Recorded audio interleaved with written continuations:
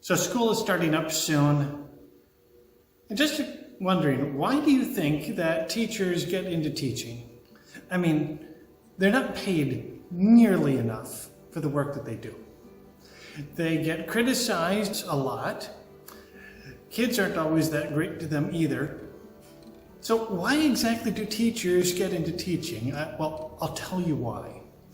Because whether a kid is 5 or 15 or 25 or 50, teachers know that sooner or later there will be a moment where the kid's eyes get wide. They sit up straighter. Their whole face gets brighter. And then they say these magical 3 words. I get it! Wait a minute, I get it! When you're the teacher who has been coaching along this child of whatever age to the point where they say, I get it.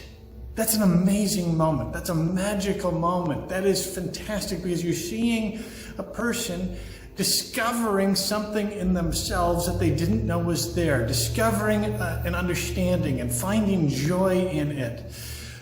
That is an amazing thing to be a part of. And the joy that comes in that moment, that's why teachers get into teaching. And here's something that's amazing.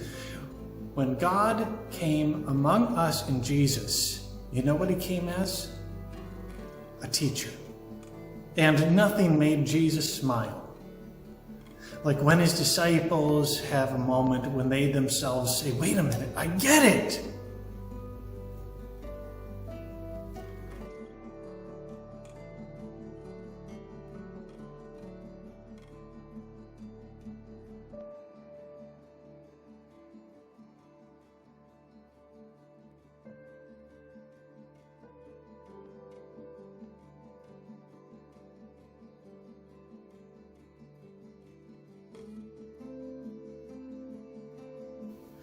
So Jesus was traveling around the land of Israel for about 3 years, and he was bringing the disciples along for the ride with them, and he was teaching people in different towns as he went along, and he was teaching the disciples more as they went along.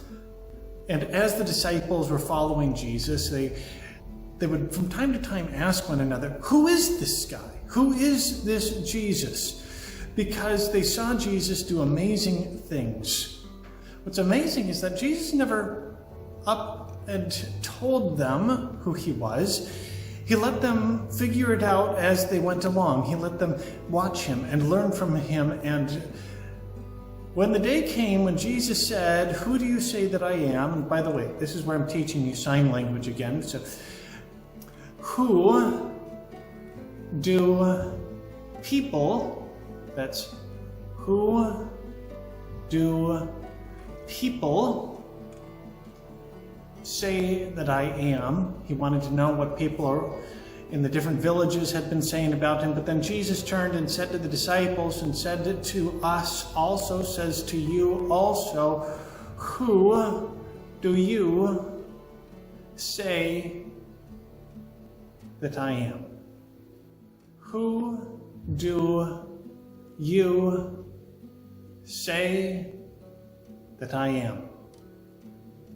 And what Peter said to Jesus at that moment, he said, you are the Messiah. You are the Son of the living God. After being with Jesus, learning from him, watching what he did, Peter knew, this is it. This is the one that we've been waiting for. This is the Savior coming to the world. You are the Messiah, the Son of the living God.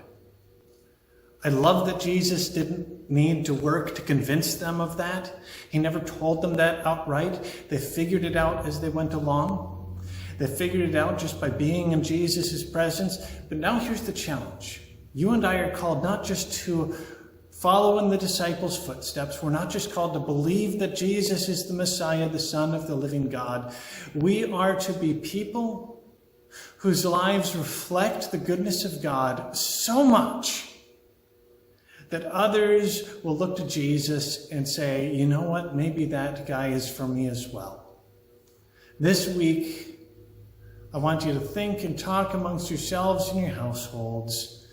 If Jesus were to say to you, "Who do you say that I am?"